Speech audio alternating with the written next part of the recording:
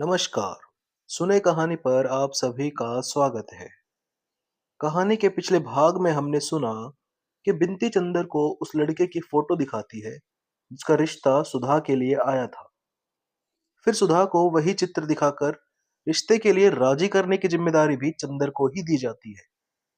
लड़के का चित्र देखकर सुधा पहले गुस्सा और फिर बहुत नाराज होती है, लेकिन चंदर किसी तरह सुधा से इस रिश्ते के लिए हाँ करवा ही लेता है।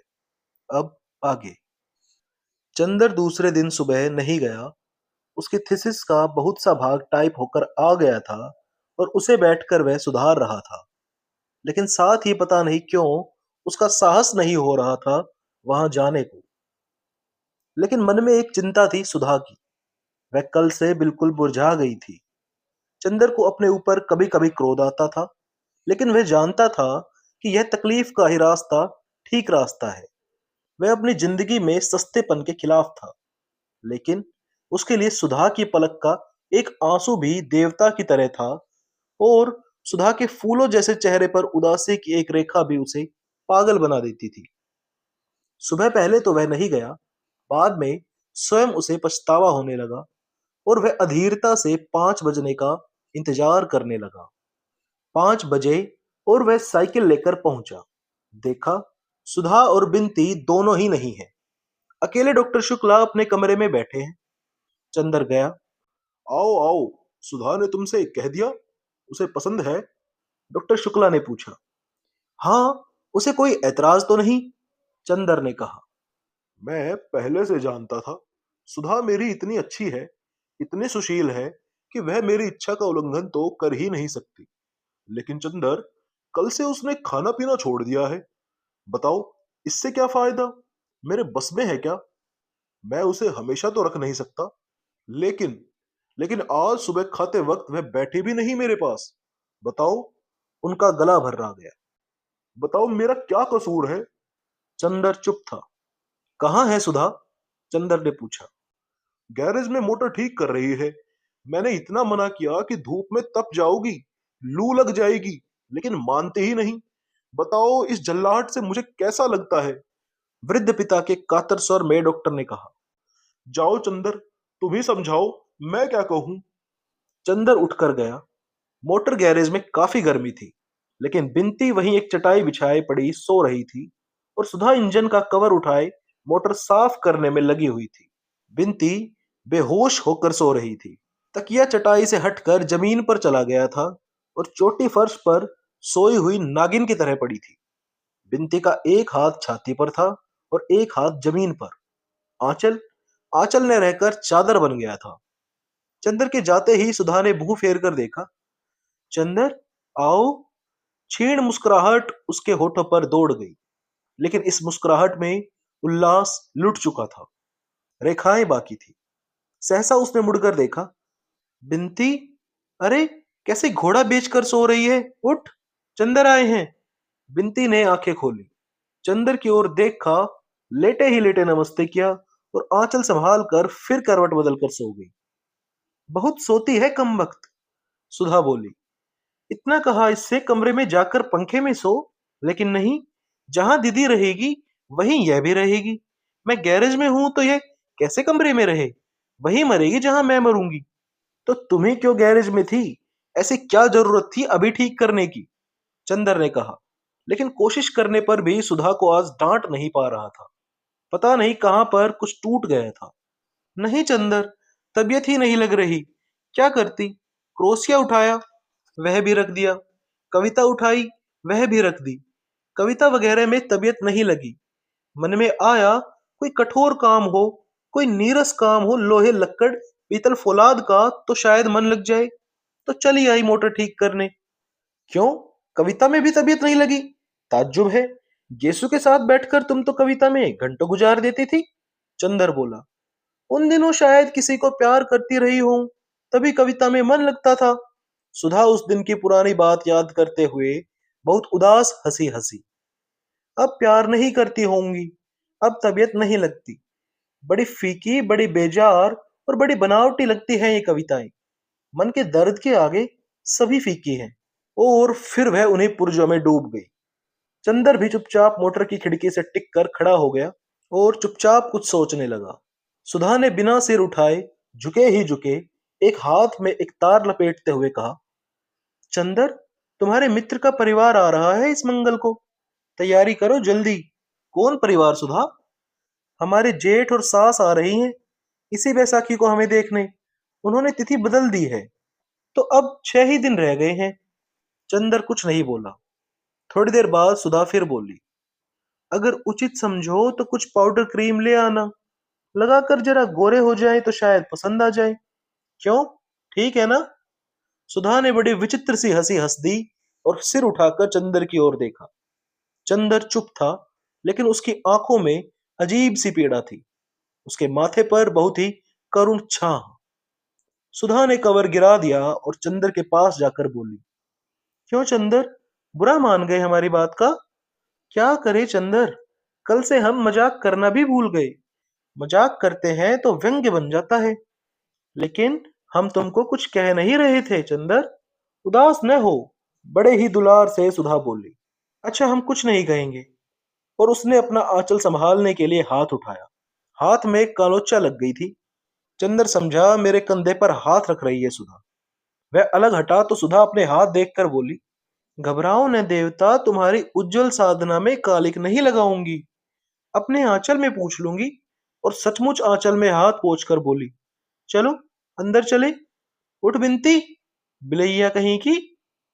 चंदर को सोफे पर बिठाकर उसी के बगल में सुधा बैठ गई और अंगुलियां तोड़ते हुए कहा, चंदर, सिर में बहुत दर्द हो रहा है मेरे। सिर में दर्द नहीं होगा तो क्या? इतनी तपिश में मोटर बना रही थी। पापा कितने दुखी हो रहे थे आज। तुम्हें इस तरह करना चाहिए। फिर फायदा क्या हुआ? न ऐसे दुखी किया तो वैसे दुखी कर लिया। बात तो वही रही ना। तारीफ तो तब थी कि तुम अपनी दुनिया में अपने हाथ से आग लगा लेती और चेहरे पर एक शिकन न लाती। अभी तक दुनिया की सभी ऊंचाई समेट कर भी बाहर से वही बचपन कायम रखा था तुमने। अब दुनिया का सारा सुख अपने हाथ से लुटाने पर भी वही बचपन, वही उल्लास क्यों नहीं कायम रखती तुम? बचपन? सुधा हंसी।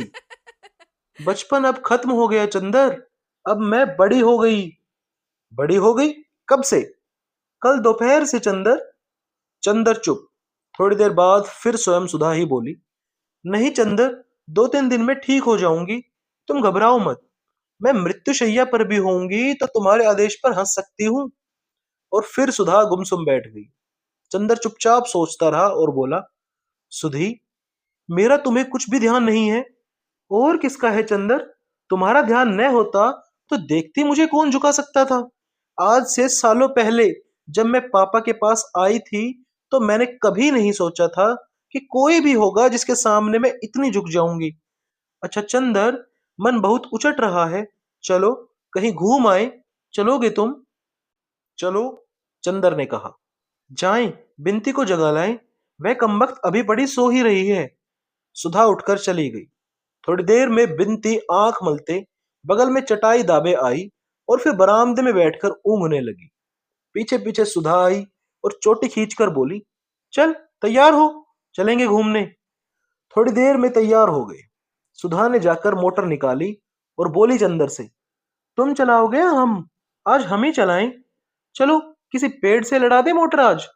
अरे बाप रे, पीछे बिनती चिल्लाई, तब हम नहीं जाएंगे। सुधा और चंदर दोनों ने मुड़कर उसे देखा और उसकी घबराहट देखकर दंग रह गए।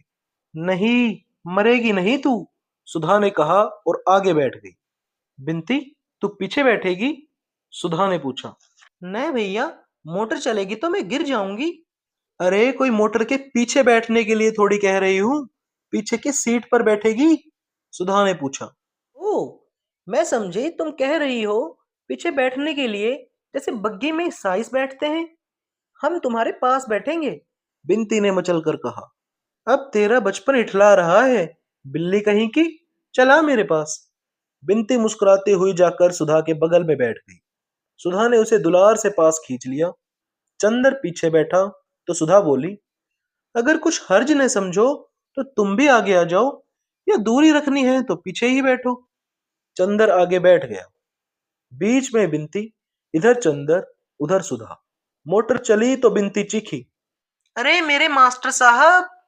चंदर ने देखा बिसरिया चला जा रहा था। आज नहीं पढ़ेंगे, चंदर ने चिल्लाकर कहा। सुधा ने मोटर रोकी नहीं। चंदर को बेहद अचरज हुआ जब उसने देखा कि मोटर पम्मी के बंगले पर रुकी। अरे अरे, यहां क्यों? चंदर ने पूछा। यूं ही, सुधा ने कहा। आज मन हुआ कि मिस पम्मी से अंग्रेजी की कविता सुने।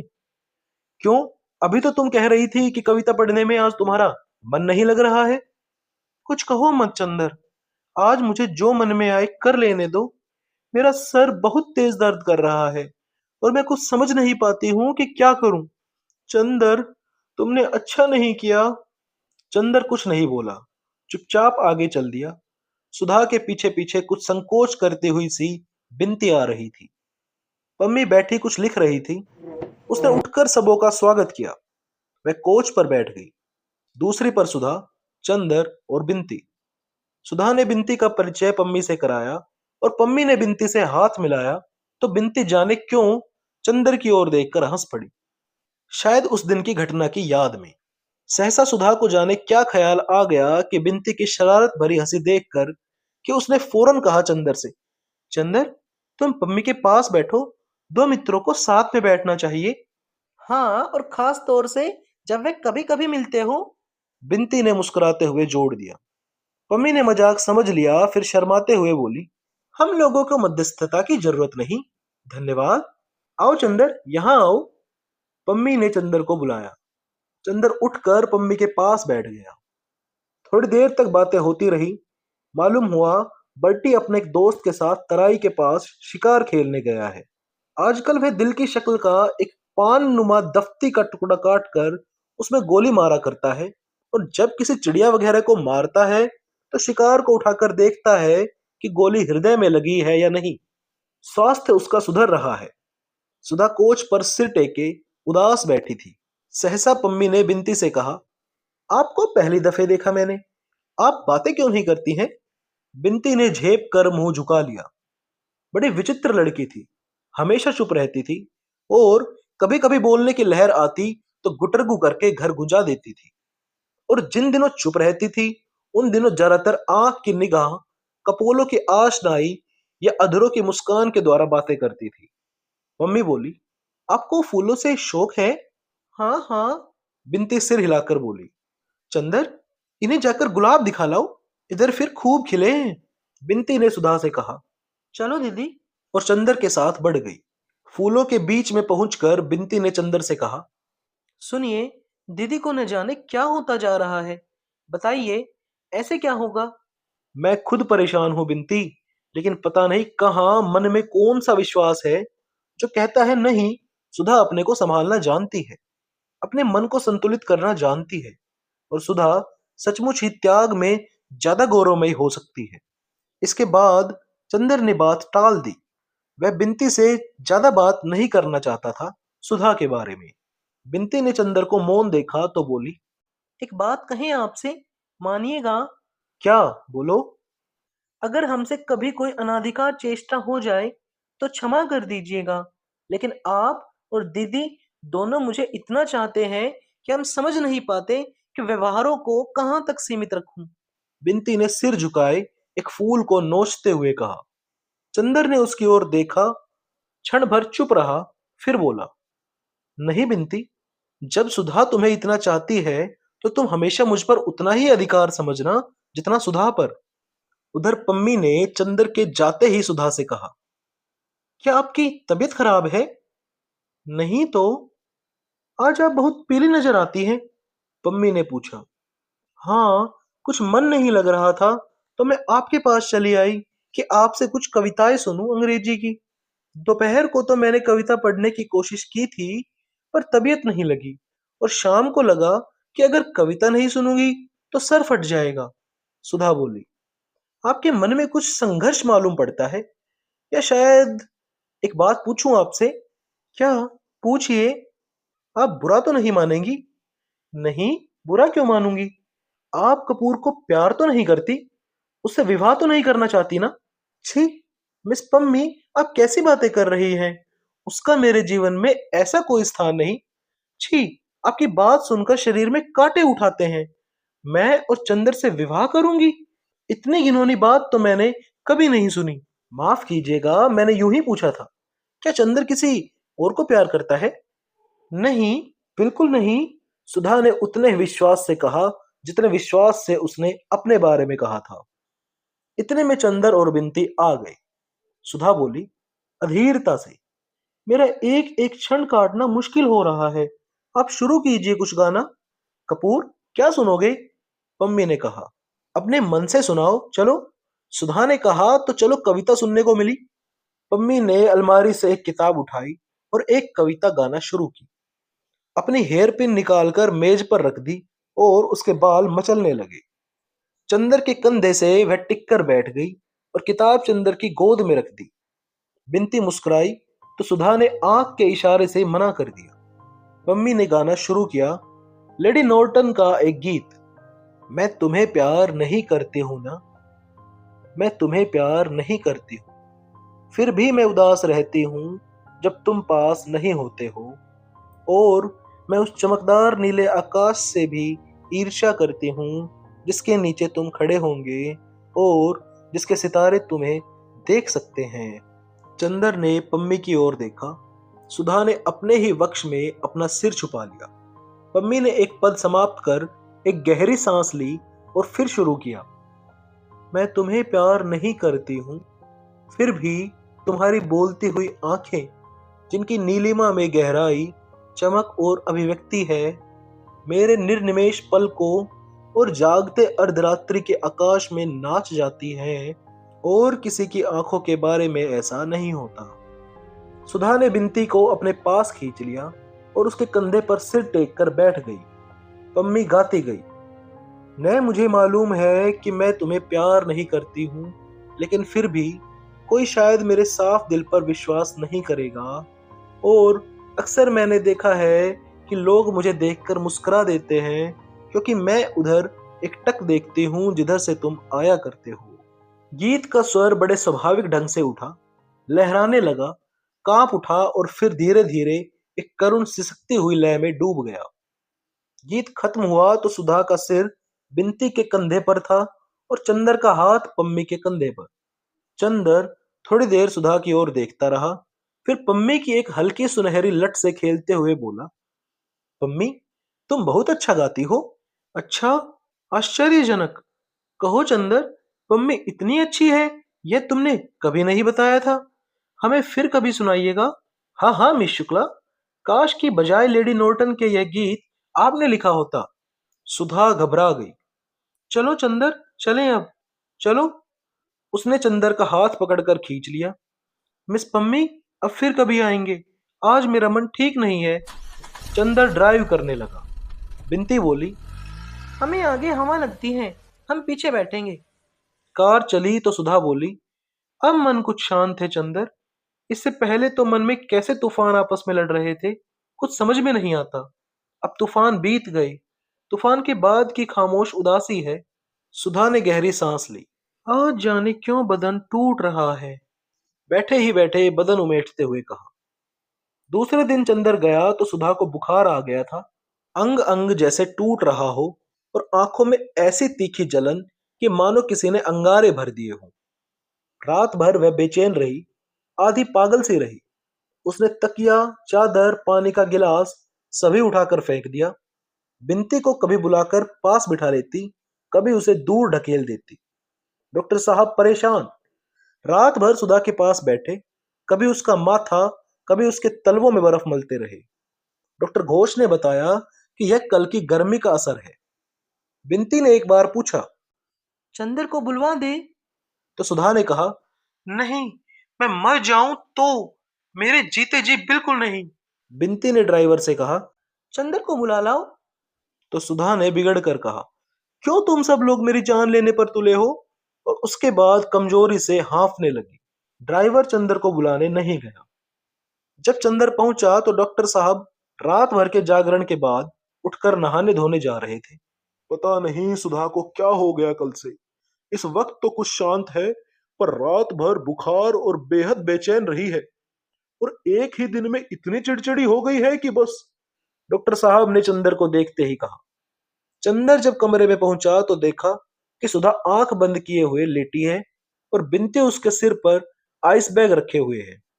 सुधा का चेहरा पीला पड़ गया है और मुंह पर जाने कितनी ही रेखाओं की उलझन है। आंखें बंद हैं और पलकों के नीचे से अंगारों की आंच छनकर आ रही है। चंदर की आहट पाते ही सुधा ने आंखें खोली। अजब सी आग्नेय निगाहों से चंदर की ओर देखा और बिनती से बोली, बिनती, इनसे कह दो जाए यहां से। बिनती स्तब्ध। चंदर नहीं समझा, पास आकर बैठ गया। बोला, सुधा, क्यों पड़ गई ना? मैंने कहा था कि गैरेज में मोटर साफ मत करो।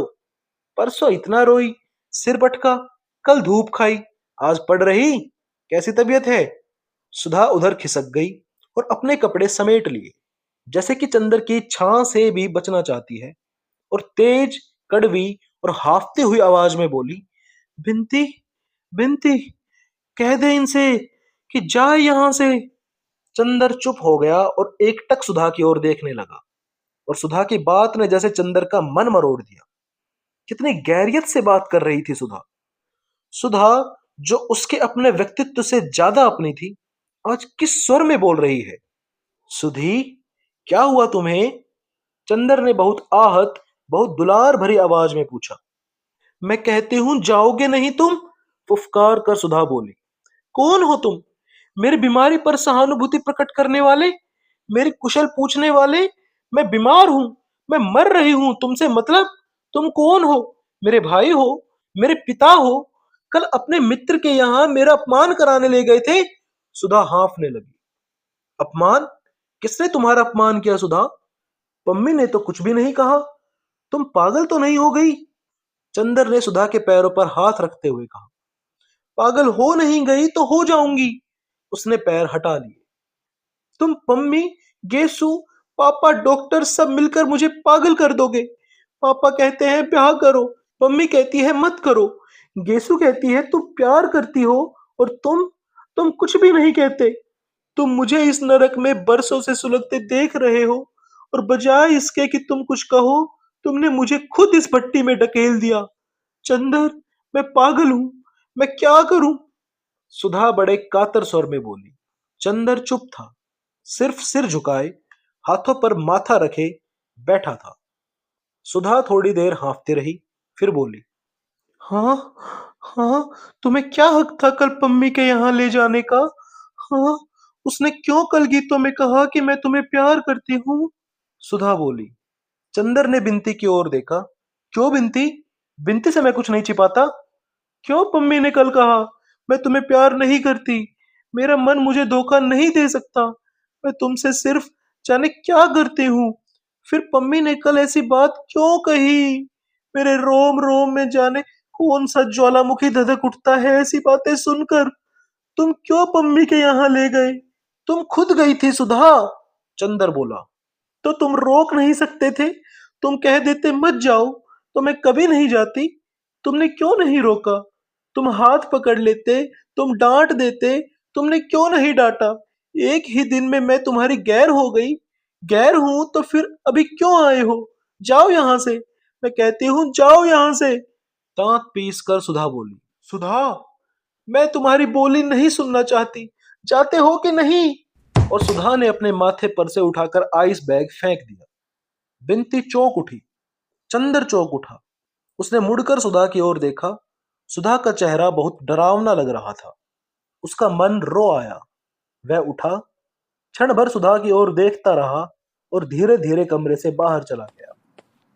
बरामदे के सोफे पर आकर सिर झुकाकर बैठ गया और सोचने लगा, यह सुधा को क्या हो गया? परसों शाम को वह इसी सोफे पर सोया था। सुधा बैठी पंखा झल रही थी। कल शाम को वह हंस रही थी। लगता था तूफान शांत हो गया। पर यह क्या? अंतर्द्वंद ने यह कैसा रूप ले लिया? और क्यों ले लिया?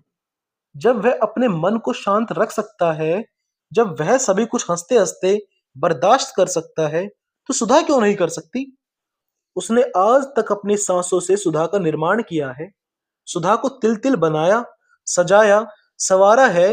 फिर सुधा में यह कमजोरी क्यों? क्या उसने यह रास्ता अख्तियार करके भूल की? क्या सुधा भी एक साधारण सी लड़की है जिसके प्रेम और घृणा का स्तर उतना ही साधारण है? माना उसने अपने दोनों के लिए एक ऐसा रास्ता अपनाया है जो विलक्षण है, लेकिन इससे क्या?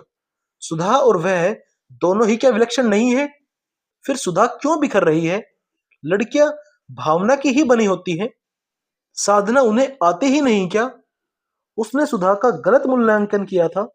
क्या सुधा इस तलवार की धार पर चलने में असमर्थ साबित होगी? यह तो चंद्र की हार थी। और फिर सुधा ऐसे ही रही तो चंद्र? सुधा चंद्र की आत्मा है। इसे अब चंद्र खूब अच्छी तरह पहचान गया था। तो क्या अपने ही आत्मा को घोट डालने की हत्या का पाप चंद्र के सिर पर है? तो क्या त्याग मात्र नाम ही है? क्या पुरुष और नारी के संबंध का एक ही रास्ता है? प्रणय, विवाह और तृप्ति। पवित्रता, त्याग और दूरी क्या संबंधों को, विश्वासों को जिंदा रहने नहीं दे सकते? तो फिर सुधा और पम्मी में क्या ही अंतर है? क्या सुधा के हृदय के इतने समीप रहकर, सुधा के व्यक्तित्व में घुल मिलकर, और आज सुधा को इतने अंतर पर डालकर चंद्र पाप कर रहा है? तो क्या फूल को तोड़कर अपने ही बटन होल में लगा लेना ही पुण्य है और दूसरा रास्ता गर्हित है, विनाशकारी है? क्यों उसने सुधा का व्यक्तित्व तोड़ दिया है? किसी ने उसके कंधे पर हाथ रखा। विचार श्रृंखला टूट गई। बिनती थी, क्या सोच रहे हैं आप? कुछ नहीं। नहीं बताइएगा, हम नहीं जान सकते। बिनती के स्वर में ऐसा आग्रह, ऐसा अपनापन, ऐसी निश्चलता रहती थी कि चंद्र अपने को कभी नहीं रोक पाता था, छिपा नहीं पाता था। कुछ नहीं बिनती, तुम कहती हो सुधा को इतने अंतर पर मैंने रखा तो मैं देवता हूं। सुधा कहती है मैंने अंतर पर रखा, मैंने पाप किया। जाने क्या किया है मैंने? क्या मुझे कम तकलीफ है? मेरा जीवन आजकल किस तरह घायल हो गया है, यह सिर्फ मैं जानता हूं। एक पल मुझे आराम नहीं मिलता। क्या उतनी सजा काफी नहीं थी जो सुधा को भी किस्मत यह दंड दे रही है? मुझे को सभी बेचैनी और दुख मिल जाता, सुधा को मेरे पाप का दंड क्यों मिल रहा है? बिनती, तुमसे अब कुछ नहीं छिपा।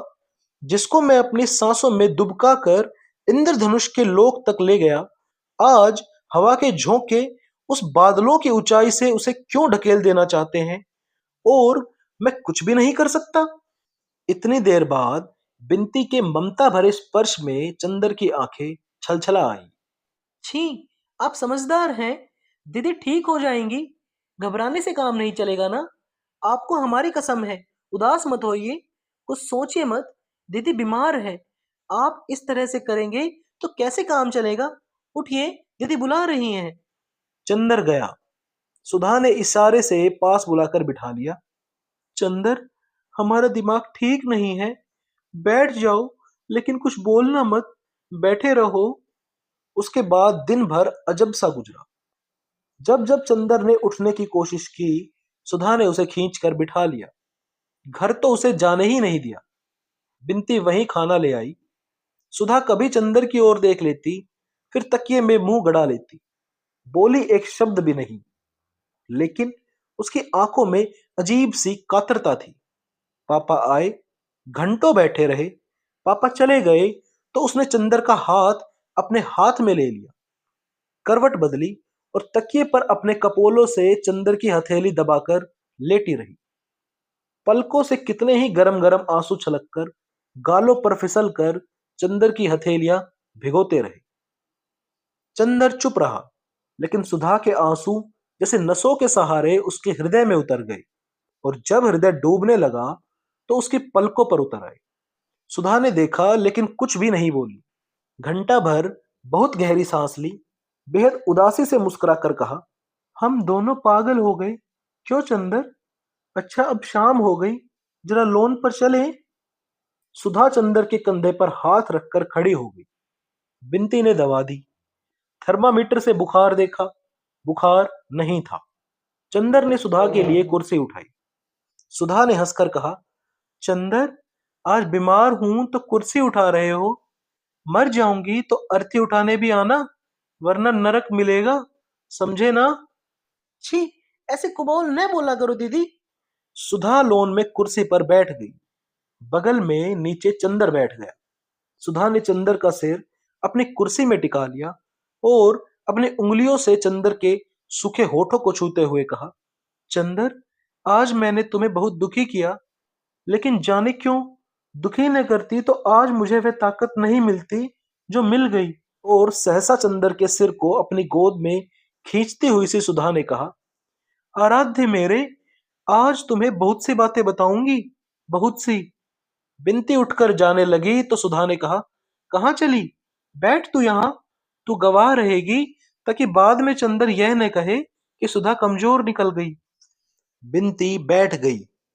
सुधा ने क्षण भर आंखें बंद कर ली और अपनी वेणी पीठ पर से खींचकर गोद में ढाल ली और बोली, चंदर, आज कितने ही साल हुए जब से मैंने तुम्हें जाना है, तब से अच्छे बुरे सभी कामों का फैसला तुम ही करते रहे हो। आज भी तुम ही बताओ चंदर, कि अगर मैं अपने को बहुत संभालने की कोशिश करती हूँ और नहीं संभाल पाती हूँ, तो यह कोई पाप तो नहीं? तुम जानते हो चंदर, तुम कितने मजबूत हो। उस पर मुझे घमंड है कि तुम कितनी ऊंचाई पर हो। मैं भी उतना ही मजबूत बनने की कोशिश करती हूँ, उतने ही ऊंचे उठने की कोशिश करती हूँ। अगर कभी कभी फिसल जाती हूँ तो क्या ये अपराध है? नहीं तो। और अगर अपने उस अंतर्द्वंद के क्षणों में तुम पर कठोर हो जाती हूँ तो तुम सह लेते हो। मैं जानती हूँ तुम मुझे जितना स्नेह करते हो उसमें मेरी सभी दुर्बलताएं धुल जाती है। लेकिन आज मैं तुम्हें विश्वास दिलाती हूँ चंदर, कि मुझे खुद अपनी दुर्बलताओं पर शर्म आती है और आगे से मैं वैसे ही बनूंगी जैसा तुमने सोचा है चंदर। चंदर कुछ नहीं बोला, सिर्फ घास पर रखे हुए सुधा के पांवों पर अपनी कांपती उंगलियां रख दी। सुधा कहती गई, चंदर, आज से कुछ ही महीने पहले जब गेसु ने मुझसे पूछा था कि तुम्हारा दिल कहीं झुका था, तो मैंने इनकार कर दिया था। कल पम्मी ने पूछा, तुम चंदर को प्यार करती हो, तो मैंने इनकार कर दिया था।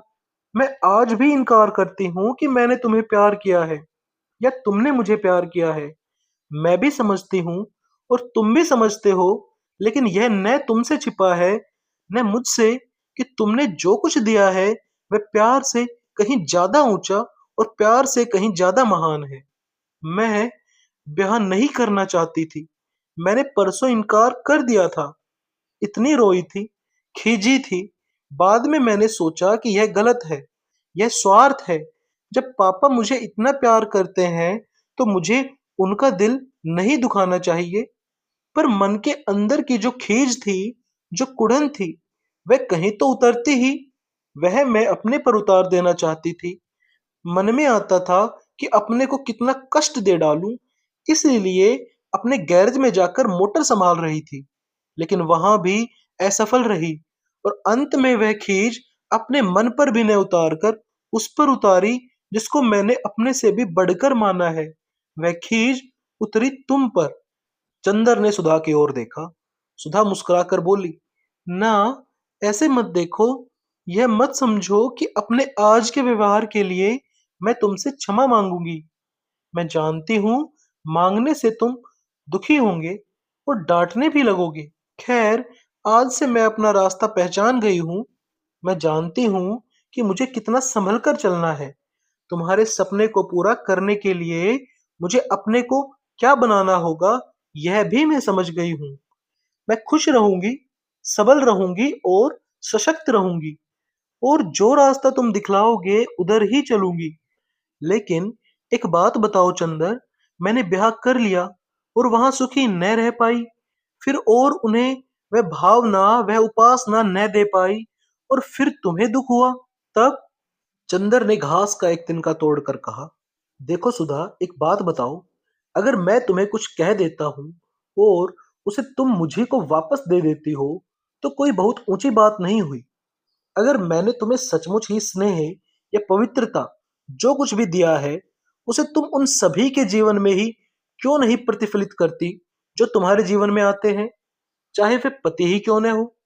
तुम्हारे मन के अक्षय स्नेह भंडार के उपयोग में इतनी कृपणता क्यों? मेरा सपना कुछ और ही है सुधा। आज तक तुम्हारी सांसों के अमृत ने ही मुझे यह सामर्थ्य दिया कि मैं अपने जीवन में कुछ कर सकूं। और मैं यह भी चाहता हूं कि मैं तुम्हें वह स्नेह दूं जो कभी घटे ही ना। जितना बांटो उतना बढ़े। और इतना मुझे विश्वास है कि तुम यदि स्नेह की एक बूंद दो तो मनुष्य क्या से क्या हो सकता है। अगर वही स्नेह रहेगा तो तुम्हारे पति को कभी कोई असंतोष क्या हो सकता है। और फिर कैलाश तो इतना अच्छा लड़का है और उसका जीवन इतना ऊंचा है कि तुम उसकी जिंदगी में ऐसे लगोगी जैसे अंगूठी में हीरा। और जहां तक तुम्हारा अपना सवाल है, मैं तुमसे भीख मांगता हूं कि अपना सब कुछ खोकर भी अगर मुझे कोई संतोष रहेगा तो यह देखकर कि मेरी सुधा अपने जीवन में कितनी ऊंची है। मैं तुमसे इस विश्वास की भीख मांगता हूं। छी, मुझसे बड़े हो चंदर, ऐसी बात नहीं कहते। लेकिन एक बात है, मैं जानती हूं कि मैं चंद्रमा हूं, सूर्य की किरणों से ही जिसमें चमक आती है। तुमने जैसे आज तक मुझे संवारा है, आगे भी तुम अपनी रोशनी अगर मेरी आत्मा में भरते गए तो मैं अपना भविष्य भी पहचान सकूंगी। समझे?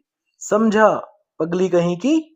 थोड़ी देर चंदर चुप बैठा रहा, फिर सुधा के पांव में सिर टिकाकर बोला, परेशान कर डाला 3 रोज से। सूरत तो देखो कैसी निकल आई है। और बैसाखी को कुल 4 रोज रह गए।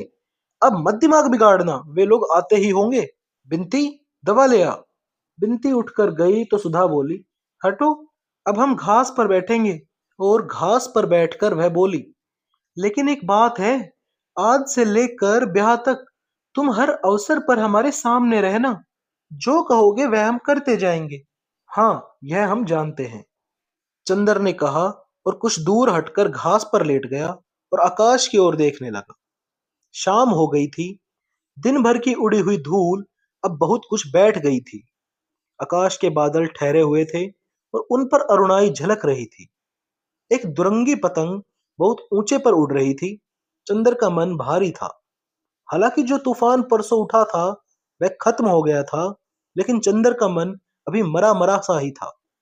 वह चुपचाप लेटा रहा। बिनती दवा और पानी ले आई। दवा पीकर सुधा बोली, क्यों चुप हो चंदर? कोई बात नहीं। फिर बोलते क्यों नहीं? देखा बिनती, अभी अभी क्या कह रहे थे और अब देखो इन्हें। सुधा बोली, हम अभी बताते हैं इन्हें। बिनती बोली और गिलास में थोड़ा सा पानी लेकर चंदर के ऊपर फेंक दिया। यह क्या बदतमीजी है? अपनी दीदी को दिखाया करो यह सब दुलार। तो क्यों पड़े थे ऐसे? बात करेंगे ऋषि मुनियों जैसे और उदास रहेंगे बच्चों की तरह। वाह रे चंद्र बाबू। बिनती ने हंसकर कहा, दीदी, ठीक किया ना मैंने? बिल्कुल ठीक। ऐसे ही इनका दिमाग ठीक होगा। इतने में डॉक्टर शुक्ला आए और कुर्सी पर बैठ गए। सुधा के माथे पर हाथ रख दिया। अब तो तू ठीक है? हाँ पापा। बिनती, कल तुम्हारी माता जी आ रही हैं। अब बैसाखी की तैयारी करनी है। सुधा के जेठ आ रहे हैं और सास। सुधा चुपचाप उठकर चली गई। चंदर, बिनती और डॉक्टर साहब बैठे उस दिन का बहुत सा कार्यक्रम बनाते रहे। चंदर को सबसे बड़ा संतोष था कि सुधा ठीक हो गई थी। बैसाख पूनों के एक दिन पहले ही से बिनती ने घर को इतना साफ कर डाला था कि घर चमक उठा था। यह बात तो दूसरी है कि स्टडी रूम की सफाई में बिनती ने चंदर के बहुत से कागज बुहार कर फेंक दिए थे और आंगन धोते वक्त उसने चंदर के कपड़ों को छींटों से तर कर दिया था। उसके बदले में चंदर ने बिनती को डांटा था और सुधा देख देख कर हंस रही थी और कह रही थी, तुम क्यों चिढ़ रहे हो? तुम्हें देखने थोड़ी ही आ रही है हमारी सास। बैशाखी पूनों की सुबह डॉक्टर साहब और बुआ जी गाड़ी लेकर उनको लेवा लाने गए थे। चंदर बाहर बरामदे में बैठा अखबार पढ़ रहा था और सुधा अंदर कमरे में बैठी थी। अब 2 दिन उसे बहुत ही दब ढक कर रहना होगा। वह बाहर नहीं घूम सकती थी, क्योंकि जाने कैसे और कब उसकी सास आ जाए और देख ले। बुआ उसे समझा गई थी और उसने एक गंभीर आज्ञाकारी लड़की की तरह मान लिया था और अपने कमरे में चुपचाप बैठी थी। बिनती कढ़ी के लिए बेसन फेंट रही थी और महाराजी ने रसोई में दूध चढ़ा रखा था। सुधा चुपके से आई। किवाड़ की आड़ से देखा कि पापा और बुआ की मोटर तो नहीं आ रही है। जब देखा कि कोई नहीं है तो आकर चुप्पे से खड़ी हो गई और पीछे से चंदर के हाथ से अखबार ले लिया।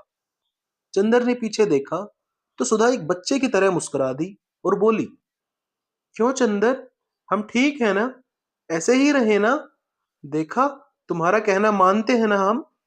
हाँ सुधी, तभी तो हम तुमको इतना दुलार करते हैं। लेकिन चंदर, एक बार आज रो लेने दो, फिर उनके सामने नहीं रो सकेंगे। और सुधा का गला रुंध गया और आंख छल छला आई। छी सुधा, चंदर ने कहा। अच्छा नहीं नहीं, और झटके से सुधा ने आंसू पोंछ लिए। इतने में गेट पर किसी कार का भोंपू सुनाई पड़ा और सुधा भागी। अरे, यह तो पम्मी की कार है, चंदर बोला। सुधा रुक गई। पम्मी ने पोर्टिको में आकर कार रोकी। अरे हेलो मेरे जुड़वा मित्र, क्या हाल है तुम लोगों का? और हाथ मिलाकर बेतकल्लुफी से कुर्सी खींचकर बैठ गई। इन्हें अंदर ले चलो चंदर, वरना अभी वे लोग आते होंगे, सुधा बोली। नहीं, मुझे बहुत जल्दी है। आज शाम को बाहर जा रही हूँ। बर्टी अब मसूरी चला गया है। वहां से उसने मुझे भी बुलाया है। उसके हाथ में कहीं शिकार से चोट लग गई है। मैं तो आज जा ही रही हूँ, सुधा बोली। हमें ले चलिएगा। चलिए कपूर, तुम भी चलो। जुलाई में लौट आना, पम्मी ने कहा। अरे, जब अगले साल हम लोगों की मित्रता की वर्षगांठ होगी तो मैं चलूंगा, चंदर ने कहा। अच्छा विदा, पम्मी बोली। चंदर और सुधा ने हाथ जोड़े तो पम्मी ने आगे बढ़कर सुधा का मुंह हथेलियों में उठाकर उसकी पलकें चूम ली और बोली, मुझे तुम्हारी पलकें बहुत अच्छी लगती हैं। अरे, इनमें आंसुओं का स्वाद है। अभी रोई थी क्या? सुधा झेप गई। चंदर के कंधे पर हाथ रखकर पम्मी ने कहा, कपूर, तुम खत जरूर लिखते रहना। चलते तो बड़ा अच्छा रहता। अच्छा, आप दोनों मित्रों का समय अच्छी तरह बीते। और पम्मी चल दी। थोड़ी देर में डॉक्टर साहब की कार आई। सुधा ने अपने कमरे के दरवाजे बंद कर लिए। बिंती ने सिर पर पल्ला ढक लिया और चंदर दौड़कर बाहर गया। डॉक्टर साहब के साथ जो सज्जन उतरे, वे ठिगने से, गोरे से, गोल चेहरे के कुलीन सज्जन थे और खद्दर का कुर्ता और धोती पहने हुए थे। हाथ में एक छोटा सा सफरी बैग था। चंदर ने लेने को हाथ बढ़ाया तो हंसकर बोले, अरे नहीं जी, क्या इतना सा बैग ले चलने में मेरा हाथ थक जाएगा? आप लोग तो खातिर करके मुझे महत्वपूर्ण बना देंगे। सब लोग स्टडी रूम में गए।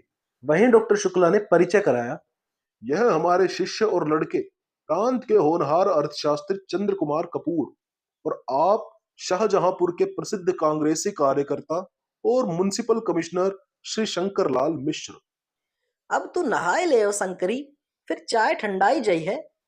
आज बुआ जी ने बहुत दिनों पहले की बूटीदार साड़ी पहन रखी थी और शायद वह खुश थी क्योंकि बिंती को डांट नहीं रही थी। नहीं, मैं तो वेटिंग रूम में ही नहा चुका। चाय में पीता नहीं, खाना ही तैयार कराइए। और घड़ी देखकर शंकर बाबू बोले, मुझे जरा स्वराज्य भवन जाना है और 2 बजे की गाड़ी से वापस चले जाना है और शायद उधर से ही चला जाऊंगा। उन्होंने बहुत मीठे स्वर में मुस्कुराते हुए कहा। यह तो अच्छा नहीं लगता कि आप आए और कुछ रुके नहीं, डॉक्टर शुक्ला बोले। हाँ, मैं खुद रुकना चाहता था, लेकिन माँ जी की तबीयत ठीक नहीं है। कैलाश भी कानपुर गया हुआ है। मुझे जल्दी जाना चाहिए। बिनती ने लाकर थाली रखी। चंदर ने आश्चर्य से डॉक्टर साहब की ओर देखा। वे हंसकर बोले, भाई, यह लोग हमारी तरह छूत पाक नहीं मानते। शंकर तुम्हारे संप्रदाय के हैं, यही कच्चा खाना खा लेंगे। इन्हें ब्राह्मण कहत के हैं, ये तो किरिस्तान है। हमरो धर्म बिगाड़न यहाँ आए कई। बुआ जी बोली। बुआ जी ने ही यह शादी तय कराई थी, लड़का बताया था, और दूर के रिश्ते में वे कैलाश और शंकर की भाभी लगती थी। शंकर बाबू ने हाथ धोए और कुर्सी खींचकर बैठ गए। चंदर की ओर देख कर बोले, आइए होनहार डॉक्टर साहब, आप तो मेरे साथ खा सकते हैं। नहीं, आप खाइए, चंदर ने तकल्लुफ करते हुए कहा। अजी वाह, मैं ब्राह्मण हूं शुद्ध। मेरे साथ खाकर आपको जल्दी मोक्ष मिल जाएगा। कहीं हाथ में तरकारी लगी रह गई तो आपके लिए स्वर्ग का फाटक फौरन खुल जाएगा। आओ खाओ। 2 कौर खाने के बाद शंकर बाबू ने बुआ जी से कहा, यही बहू है जो लड़की थाली रख गई थी?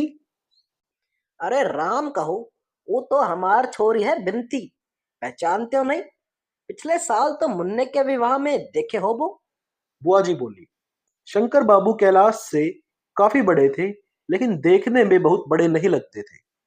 खाते पीते बोले, डॉक्टर साहब, लड़के से कहिए रोटी दे जाए। मैं इसी तरह देख लूंगा और ज्यादा तड़क भड़क की कोई जरूरत नहीं। डॉक्टर साहब ने बुआ जी को इशारा किया और वे उठकर चली गई। थोड़ी देर में सुधा आई, सादी सफेद धोती पहने, हाथ में रोटी लिए दरवाजे पर आकर हिचकी। फिर आकर चंदर से बोली, रोटी लोगे? और बिना चंदर की आवाज सुने रोटी चंदर के आगे रखकर बोली, और क्या चाहिए? मुझे कढ़ी चाहिए, शंकर बाबू ने कहा। सुधा गई और कढ़ी ले आई, शंकर बाबू के सामने रख दी। शंकर बाबू ने आंखें उठाकर सुधा की ओर देखा। सुधा ने निगाहें नीची कर ली और चली गई। बहुत अच्छी है लड़की, शंकर बाबू ने कहा। इतनी पढ़ी लिखी लड़की में इतनी शर्म लिहाज नहीं मिलती। सचमुच जैसे आपकी एक ही लड़की थी, आपने उसे खूब बनाया है। कैलाश के बिल्कुल योग्य लड़की है। यह तो कहिए कि डॉक्टर साहब की शिष्टता प्रबल है, वरना हमारा कहां सौभाग्य था। जब से मेरी पत्नी मरी, तभी से माताजी कैलाश के विवाह की जिद कर रही है। कैलाश अंतर जातीय विवाह करना चाहता था, लेकिन हमें तो अपनी जाति में ही इतना अच्छा संबंध मिल गया। तो तोहरे अभिन कौन बैस है गई? तुहो काहे नहीं बहुरिया ले आती हो? सुधी के अकेल मन न लगी। बुआ जी बोली। शंकर बाबू कुछ नहीं बोले। खाना खाकर उन्होंने हाथ धोए और घड़ी देखी। अब थोड़ा सो लूं या खैर जाने दीजिए, आइए बातें करते हैं हम और आप, उन्होंने चंदर से कहा। 1 बजे तक चंदर शंकर बाबू से बातें करता रहा और डॉक्टर साहब और सुधा वगैरह खाना खाते रहे। शंकर बाबू बहुत हंसमुख थे और बहुत बातूनी भी। चंदर को तो कैलाश से ज्यादा शंकर बाबू पसंद आए। बातें करने से मालूम हुआ कि शंकर बाबू की आयु अभी 30 वर्ष से अधिक नहीं है। एक 5 वर्ष का बच्चा है और उसी के होने में उनकी पत्नी मर गई। अब वे विवाह नहीं करेंगे। वे गांधीवादी हैं, कांग्रेस के प्रमुख स्थानीय कार्यकर्ता हैं और म्युनिसिपल कमिश्नर हैं। घर के जमींदार हैं। कैलाश बरेली में पढ़ता था। अब भी कैलाश का कोई इरादा किसी प्रकार की नौकरी या व्यापार करने का नहीं है। वह मजदूरों के लिए साप्ताहिक पत्र निकालने का इरादा कर रहा है। वह सुधा को बजाय घर पर रखने के अपने साथ रखेगा, क्योंकि वह सुधा को आगे पढ़ाना चाहता है, सुधा को राजनीति क्षेत्र में लाना चाहता है।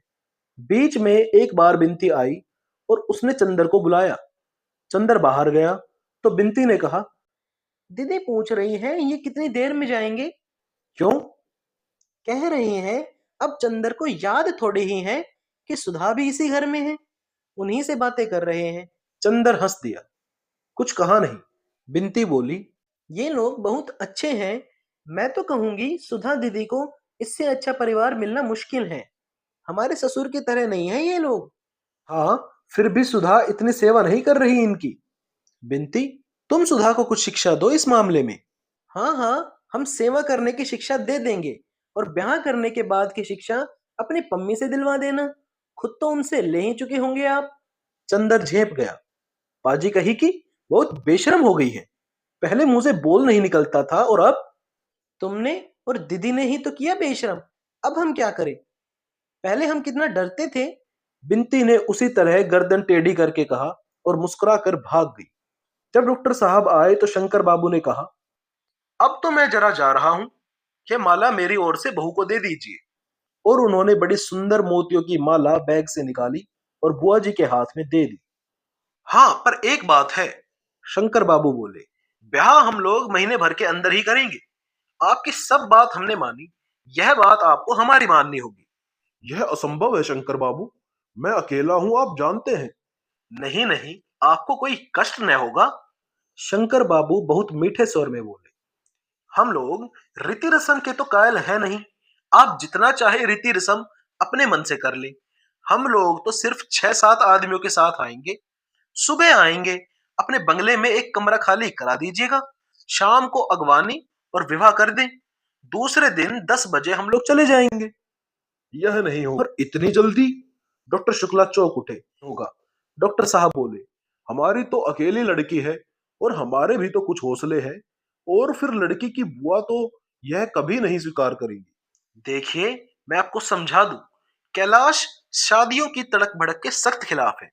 पहले तो वह इसलिए जाति में विवाह नहीं करना चाहता था, लेकिन जब मैंने उसे भरोसा दिलाया कि बहुत सादा विवाह होगा, तभी वह राजी हुआ। इसलिए इसे आप मान ही ले। फिर विवाह के बाद तो जिंदगी पड़ी है। आपकी अकेली लड़की है, जितना चाहिए करिए। रहा कम समय का, तो शुभ से शीघ्रम। फिर आपको कुछ खास इंतजाम भी नहीं करना। अगर कुछ हो तो कहिए, मैं यहीं रुक जाऊं, आपका काम कर दूं। शंकर बाबू हंसकर बोले। कुछ देर तक बातें होती रही। अंत में शंकर बाबू ने अपने सौजन्य और मीठे स्वभाव से सभी को राजी कर ही लिया। उसके बाद उन्होंने सबसे विदा मांगी। चलते वक्त बुआ जी और डॉक्टर साहब के पैर छुए, चंदर से हाथ मिलाया और शंकर बाबू सबका मन जीत कर चले गए।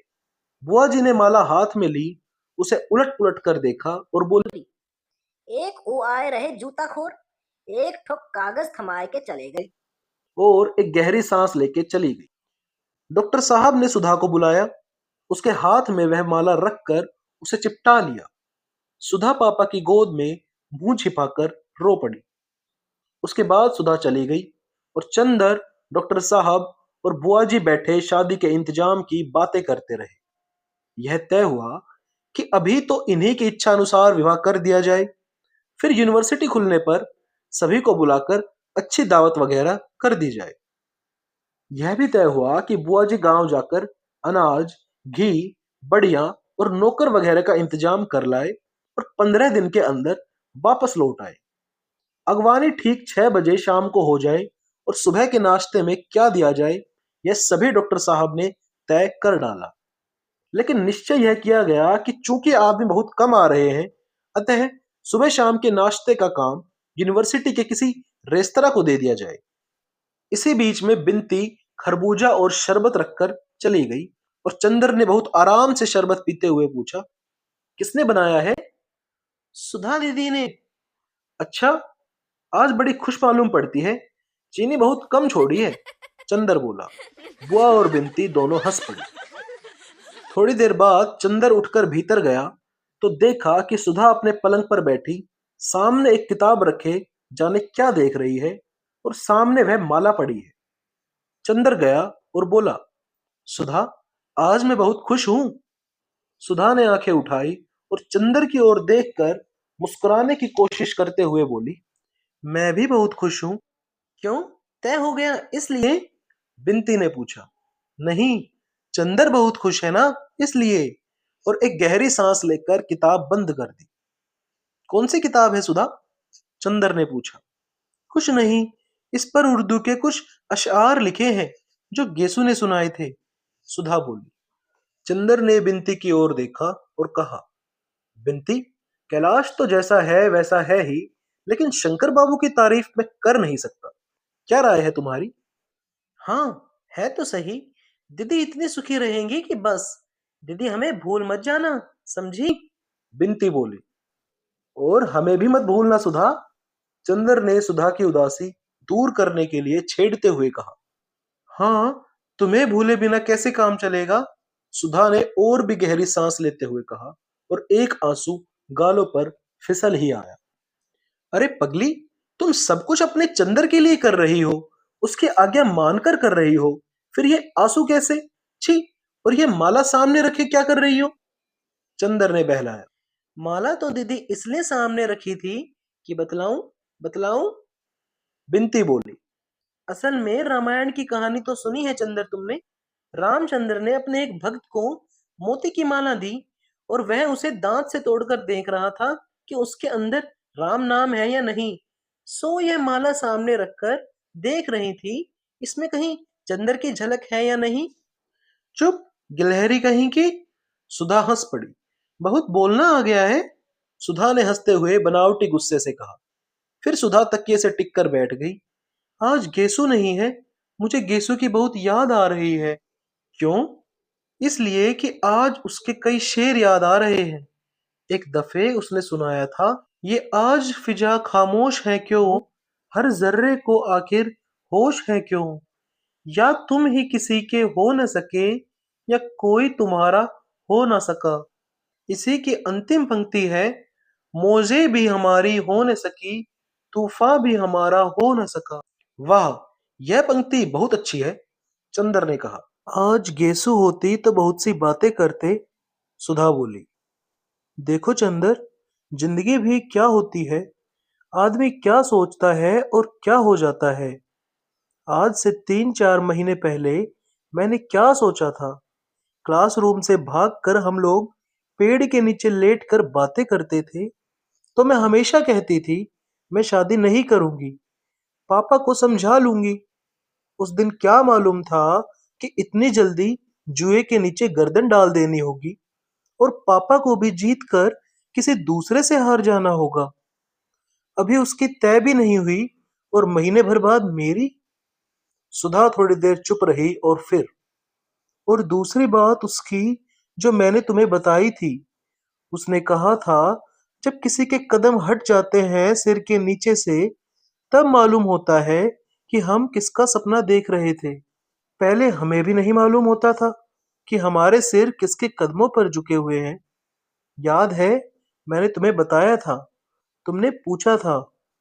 हाँ याद है, चंदर ने कहा। बिन्ती उठकर चली गई, लेकिन सुधा या चंदर किसी ने ध्यान नहीं दिया। चंदर बोला, लेकिन सुधा, इन सब बातों को सोचने से भला क्या फायदा? आगे का रास्ता सामने है, बढ़ो।